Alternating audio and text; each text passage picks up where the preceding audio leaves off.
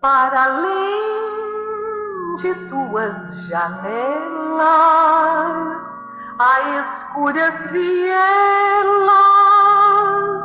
há ruas tortuosas, onde não medram rosas. Para além de tua mesa farta, mesa de linho recoberta,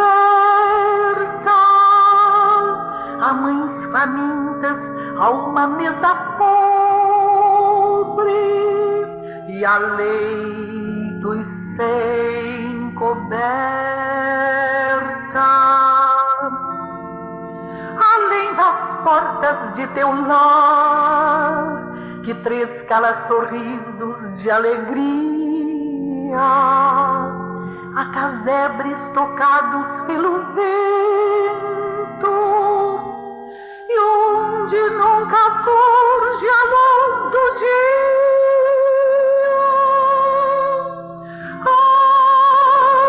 Sai de ti mesmo, vai mais além, recolhe das migalhas que te sobram e enche com elas o farnel do bem. Não te limites a olhar, a indicar onde a miséria mora. Espalha ao teu redor a luz da esperança, a luz de nova aurora. Então tua alma sairá dos limites acanhados destes caminhos cobertos de abrolhos, e verás surgir ante teus olhos deslumbrados, ao calor deste amor sempre bendito, a luz do grande além, que é o porto do infinito.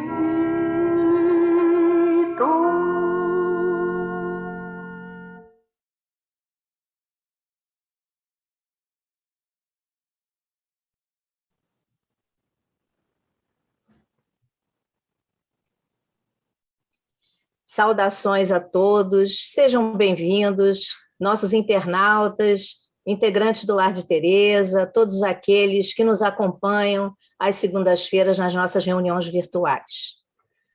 Nós, então, informamos que ainda continuamos com as nossas reuniões virtuais às segundas-feiras, às 19 horas. Como sempre, estão todos convidados. Nossa convidada de hoje, nossa integrante da nossa casa, Terezinha Lumbreiras, vai nos trazer um tema do Evangelho segundo o Espiritismo, capítulo 23, itens 7 e 8, deixai aos mortos o cuidado de enterrar seus mortos. Terezinha agora vai dar as boas-vindas a vocês. É com você, Terezinha. É uma alegria enorme estar aqui novamente, entre pessoas tão queridas, mesmo que virtualmente. E agradecemos ao Lar de Teresa. Graças a Deus. Então, agora nós vamos passar a nossa leitura inicial, que tem o título Entre o Berço e o Túmulo.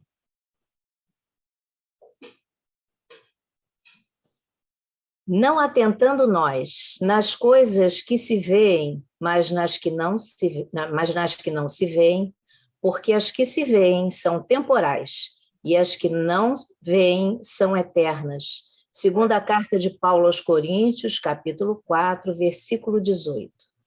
A flor que vemos passa breve, mas o perfume que nos escapa enriquece a economia do mundo. O monumento que nos deslumbra sofrerá insultos do tempo. Contudo, o ideal invisível que o inspirou brilha eterno na alma do artista. A Acrópole de Atenas, admirada por milhões de olhos, vai desaparecendo pouco a pouco. Entretanto, a cultura grega que a produziu é imortal na glória terrestre. A cruz que o povo impôs ao Cristo era um instrumento de tortura visto por todos, mas o Espírito do Senhor, que ninguém vê, é um sol crescendo cada vez mais na passagem dos séculos. Não te apegues demasiado à carne transitória. Amanhã, a infância e a mocidade do corpo serão madureza e velhice da forma. A terra que hoje retens será no futuro inevitavelmente dividida. Adorno de que te orgulhas presentemente serão pó e cinza. O dinheiro que agora te serve passará depois a mãos diferentes das tuas. Usa aquilo que vês para entesourar o que ainda não podes ver. Entre o berço e o túmulo, o homem detém o usufruto da terra com o fim de aperfeiçoar-se. Não te agarres, pois, à enganosa casca dos seres e das coisas. Aprendendo e lutando, trabalhando e servindo com humildade e paciência na construção do bem, acumularás na tua alma as riquezas da vida eterna. É uma página de Emmanuel do livro Fonte Viva, psicografia de Francisco Cândido Xavier. Convidamos a todos que nos acompanhem na nossa prece de abertura, dando graças a Deus por estarmos reunidos em seu nome. Senhor, aqui estamos, pela tua graça e pela tua luz. Que possamos apreender dos teus ensinamentos, das tuas palavras, destas vibrações que recebemos neste momento. Assim, possamos, Senhor, trazer alegria, trazer aprendizado aos nossos corações que precisam tanto dele. Pedimos, Senhor, mais uma vez, a tua permissão, a permissão dos benfeitores da nossa casa, para que nos envolvam de luz e que possamos, neste momento, dar por iniciada a reunião virtual desta hora. Sê conosco, hoje, agora e sempre. Graças a Deus. Terezinha, a palavra é sua. Meus queridos, é sempre uma alegria enorme podermos refletir sobre a doutrina espírita, e principalmente nesse momento em que os nossos corações necessitam tanto dela. Em primeiro lugar, nós vamos ver apenas um pouco dessa mensagem entre o berço e o túmulo. Eu só assinalei lá embaixo. Emmanuel diz, entre o berço e o túmulo o homem detém o usufruto da terra, com o fim de aperfeiçoar-se. E aqui ele já está falando do nosso tema de hoje, falando que o nosso objetivo é a evolução e que temos todo esse tempo para vivermos, para realmente fazermos bom uso, bom proveito desses dons, desses talentos que chegam até nós. Nós estamos no estudo do Evangelho e hoje é o capítulo 23, Estranha Moral ou Moral Estranha, porque realmente são algumas passagens que nos deixam meio em dúvida se Jesus mesmo falou essas coisas.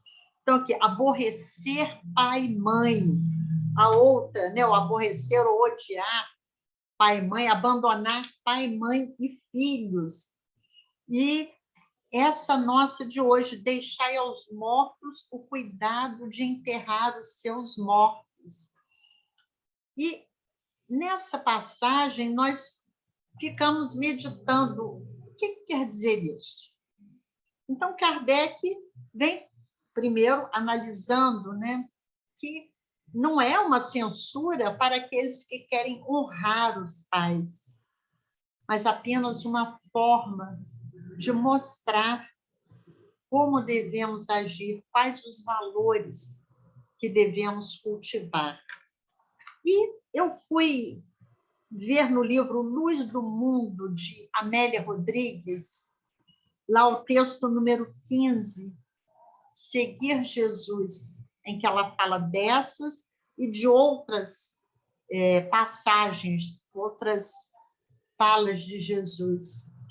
E é muito bom porque ela vai descrevendo o ambiente. Veja só, aqueles eram dias de intenso júbilo, bênçãos de esperanças várias caíam abundantes sobre aqueles corações.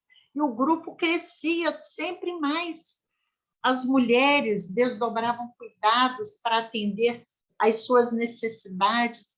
As jornadas eram longas jornadas que eles faziam, cheias de promessas, de êxito em grandes realizações, porque Jesus vinha prometendo aquele reino diferente, onde haveria paz, onde haveria prosperidade. Para trás ficavam receios e inquietações. As pessoas se sentiam dominadas por estranho e singular entusiasmo. E era, pois, uma perene primavera de emoções, a sua presença, a sua mensagem. E Amélia Rodrigues, quando nos traz as suas narrativas, é como se nós estivéssemos ali, quando ela fala primavera de perenes emoções, nós já nos sentimos envolvidos pelas vibrações de Jesus, aquilo que saía dos seus lábios, mais do que as palavras, o sentimento que ele punha ali. E caminhavam e havia música leve no ar, ciciada pela ramagem do arvoredo, suavemente sacudido pelo vento passante. Olha que questões delicadas que ela trata, ela vai descrevendo para nós como estava a natureza naquele momento.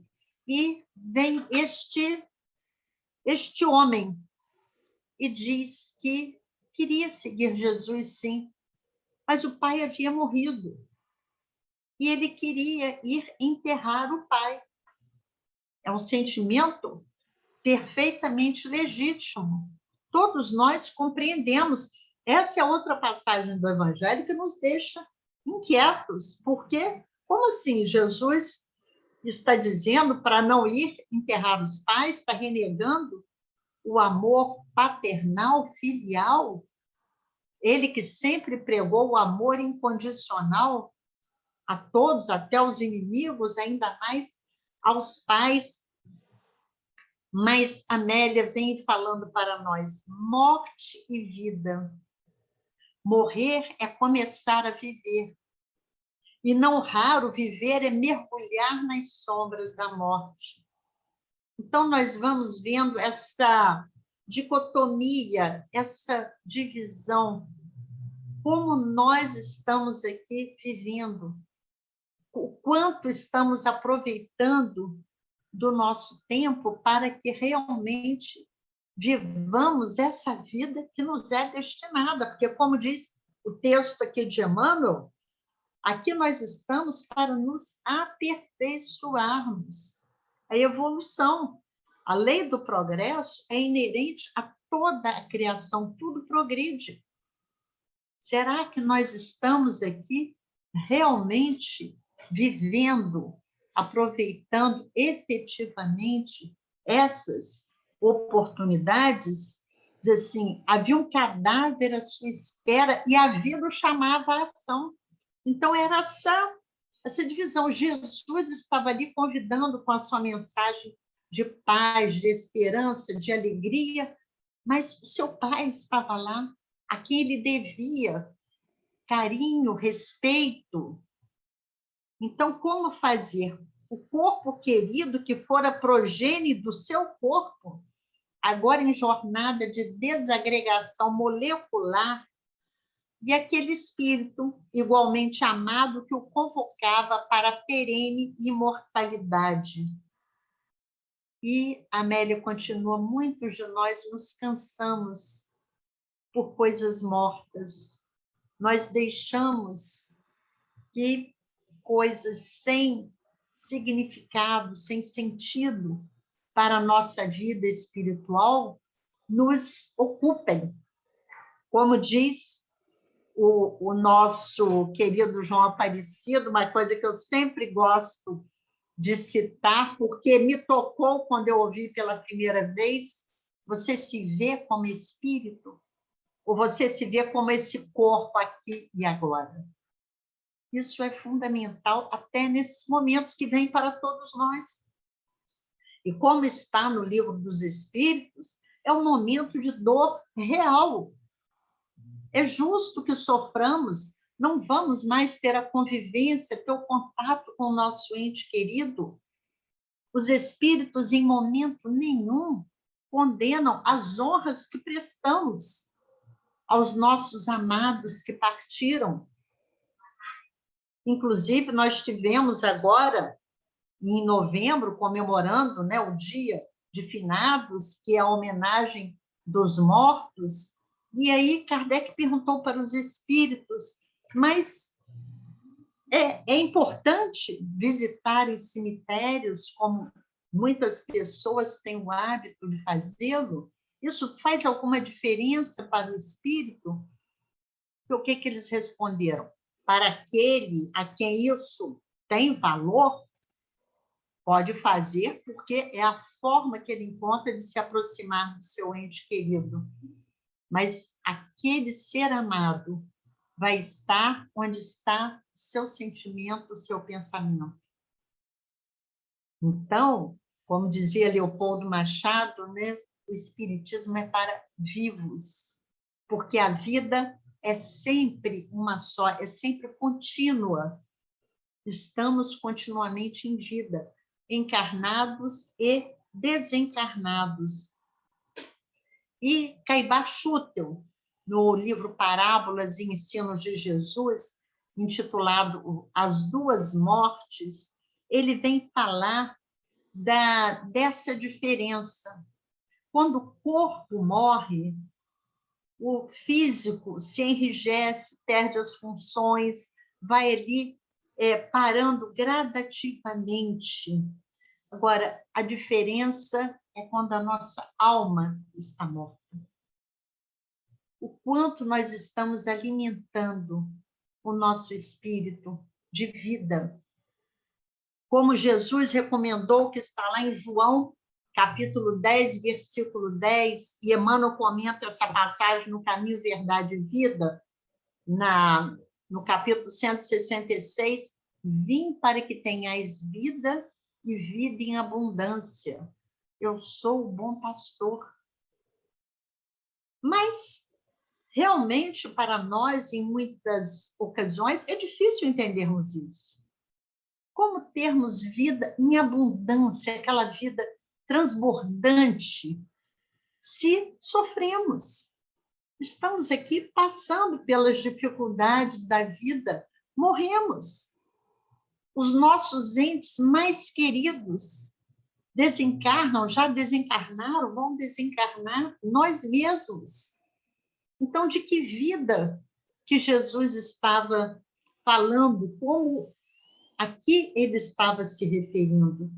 Então, nós vamos vendo essas análises, e aqui Caibá Schutel é muito feliz quando ele faz essa diferença. Muitas pessoas estão vivas, aqui agindo, tendo prazeres, se divertindo e participando da sociedade, mas estão mortas espiritualmente. Nós estamos sabendo fazer essa distinção, viver no mundo sem ser do mundo, porque tudo isso é legítimo. Nós estamos aqui para usufruir dos benefícios, dos prazeres lícitos que a vida e a nossa condição nos proporcionam. mas o quanto nos apegamos a eles. Essa é que é a questão fundamental e que vários estudiosos do Evangelho vêm analisando e que nós sabemos que Jesus tratou disso há mais de 2000 anos. E, mais uma vez, nós percebemos a grandiosidade do nosso Mestre, porque ele nos deixou essas lições que eram incompreensíveis. Várias vezes eu li isso, como deixar os mortos, enterrar seus mortos, eu não vou honrar aquele meu ente querido, mas era mais do que isso. Ele estava falando ao espírito imortal, já não estava ali se referindo apenas àquele ser de carne, aquela carne que já havia deixado a vida, o fluido vital já havia deixado aquele ser. Ele, efetivamente, já não estava mais ali. E nós custamos para compreender essas situações. E Caibar continua. A alma, quando morta, perde a sensação e a percepção. Não pensa, não sente a vida, não percebe a moral. Nenhum som, nenhuma cor, nenhum perfume, nenhum ato generoso, nenhuma ação divina consegue despertar esse Lázaro encerrado em sepulcro de carne. Olha que coisa pesada que Caibar vem falando, a alma quando morta. E nós vemos tantas pessoas assim, indiferentes à dor do outro, provocando a dor do outro, e se acham importantes fazendo isso. E quando ele diz aqui, a alma está morta. Joana de Ângeles fala uma coisa que eu acho interessante, quando ela diz da consciência adormecida, é isso aqui, essa alma morta, que pode vir a situação que for em relação ao mundo, às outras pessoas, que não lhe toca, e ela não percebe que ela está morta. Nada a atinge, porque ela ainda não se permitiu despertar para a vida. Como é terrível a morte da alma. A morte do corpo é a libertação do espírito. A morte da alma é a sua escravidão ao serviço da carne. Então, são elementos para que pensemos um pouco mais do que estamos fazendo das nossas oportunidades, do que estamos fazendo da vida que recebemos como um dom divino para a evolução.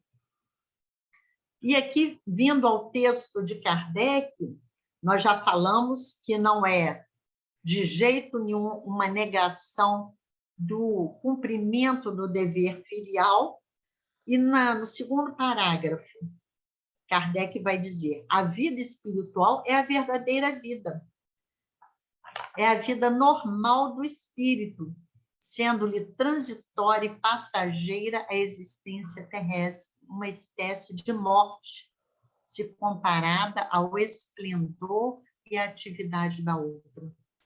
Porque nós temos visto nas obras espíritas o receio que muitos espíritos têm ao reencarnar, mesmo que estejam no mundo espiritual cobertos de assistência, de auxílio, porque não sabem se vão cumprir aquilo que necessitam nessa vida.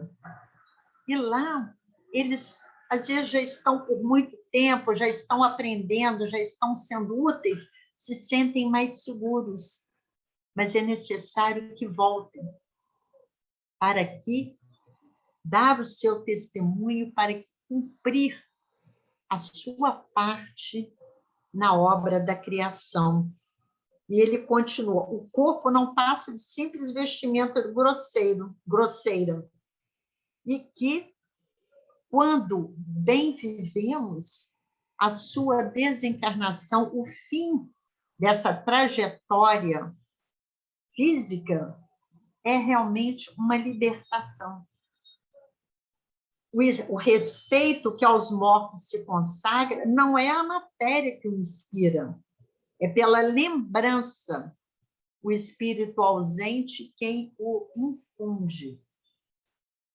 E nessa questão do respeito aos mortos, nós vamos também em Caibar Schutel, tanto no livro Bandeirante do Espiritismo, como Caibar Schutel na Intimidade, fala que ele tinha um carinho muito grande pelo Dia de Finados. E ele imprimia maior número do jornal O Clarim, que ele havia lançado e que circula até hoje, para distribuir nos cemitérios. E levar, ele ia aos cemitérios levar o esclarecimento da doutrina espírita. Porque Caibar não se furtava em momento nenhum de falar da doutrina. Ele fazia questão de fazê-lo mostrando que a doutrina espírita podia confortar aquelas almas, podia explicar o porquê da vida, o porquê dos sofrimentos, das dores. E sempre ele encontrava ocasião de fazê-lo. Diz assim, Caibar, considerando a época e a cidade onde nasceu, em que viveu, não, ainda nascente em que viveu, porque ele nasceu no Rio de Janeiro e foi para Matão, foi um divulgador destemido e inigualável da doutrina espírita e estava absolutamente consciente de sua missão e do que pregava. Foi incansável em suas tarefas. Vejam só aqui, absolutamente consciente de sua missão e do que pregava. Será que nós também estamos? Será que nós temos essa consciência? Aí nós vamos dizer, mas eu não tenho a missão de um Caibar Schutel. Ele está muito distante de mim, tudo bem. Mas eu posso ter pequenas missões. Como está no Livro dos Espíritos, a paternidade é uma missão, como a maternidade, que devemos cumprir fielmente. Então, cada um de nós está onde necessita, onde estão as lições que precisamos de aprender. E aqui vem falando, sempre que o Espiritismo era agredido, ele se propunha ao debate e baseado na doutrina, jamais levando para o lado pessoal.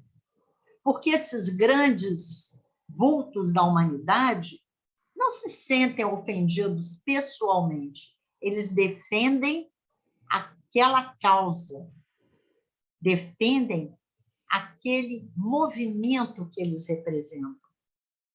E Caibar, como Eurípides Barçanufo, como tantos outros, fazia questão de defender sempre a doutrina, mostrando, como Kardec recomendava, pela lógica, pela razão, o que ela dizia, e que ela era justa, e que adequada ao nível de evolução da humanidade. Então, todo dia de finados, ele ia ao cemitério e diz aqui, falando da imortalidade da alma, da justiça divina, da reencarnação, levava o consolo da doutrina dos espíritos aos que sofriam a ausência dos entes queridos. E diz aqui, quando os amigos perguntavam por que ele fazia isso, ele dizia, é bom levar aos que estão vivos e desconsolados o consolo dos que morreram. Este é um dia, para quem não conhece a verdadeira vida, de muita tristeza.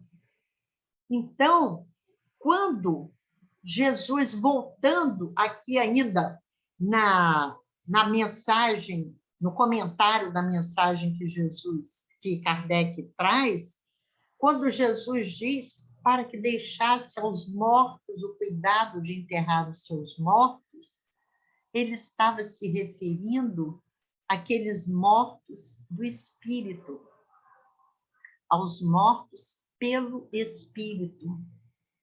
E ele continua aqui. Era isso que aquele homem não podia por si mesmo compreender.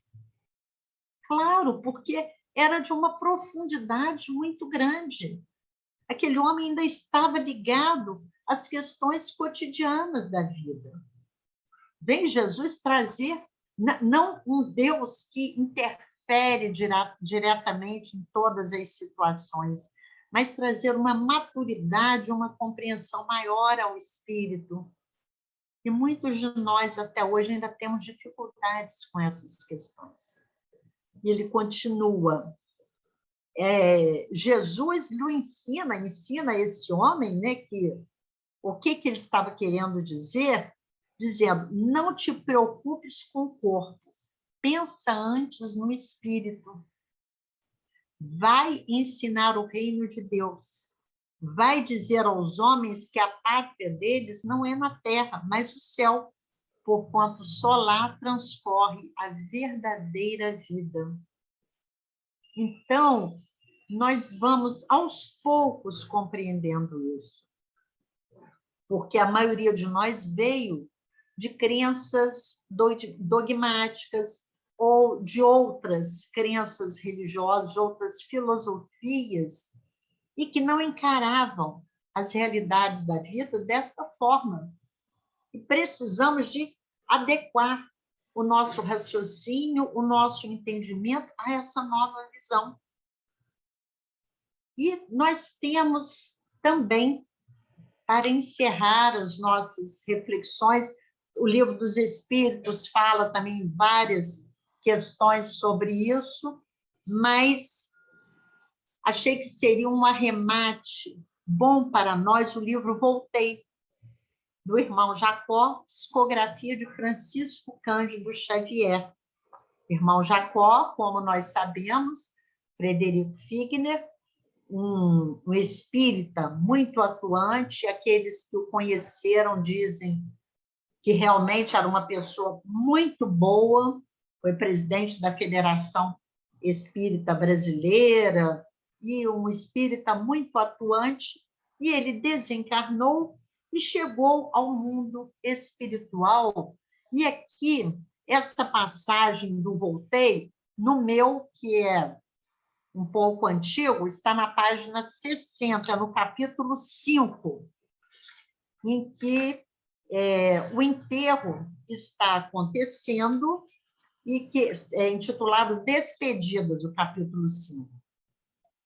Está acontecendo o enterro e o irmão Jacó está acompanhando aquele grupo de espíritos que o estão ajudando nessa transição para o mundo espiritual. Diz assim, assistia, enfim, ao sepultamento de minhas vísceras cansadas. A solenidade, referentemente à qual tantas vezes me reportara, descortinava-se-me ao olhar possuído de assombro. De envolta com as relações afetivas do mundo, compacta assembleia de desencarnados se pôs em movimento. Nosso grupo continuava reduzido, mas aumentara. Outros amigos se reuniram a nós, abraçando-me. Declaravam-se desejosos de me acompanhar na passagem para a esfera próxima. Intensa curiosidade dominava minhas emoções quando o cortejo parou. Era a entrada para a necrópole, afinal. Todo o local se enchia de gente desencarnada. Francamente, intentei seguir para dentro, mas Bezerra, num abraço fraternal, recomendou compassivo: meu amigo, não tente a lição agora. Recordemos a parábola e deixemos aos mortos o cuidado de enterrar os seus mortos. Então, nós vimos o valor desse espírito que Bezerra de Menezes está ali ajudando-o nessa transição. E, mais à frente, ele diz: Jacó, você não sabe o que está desejando. Por enquanto, os enterros muito concorridos impõem grandes perturbações à alma. Além disso, não desconhece que as vibrações daqueles que o amam procurá-lo-ão em qualquer parte. Esse é um grande ensinamento para nós, para que tenhamos mais consciência do que ocorre no momento do velório, no momento dessa última despedida daquele corpo, né? Porque aquele espírito já não está mais lá. E que nós nos confortemos. Vamos sofrer, vamos chorar com os nossos entes queridos, vamos providenciar as cerimônias que considerarmos adequadas, mas sabendo que eles estão indo para a verdadeira vida e que nós estamos interligados, porque o amor é o valor maior que nos une.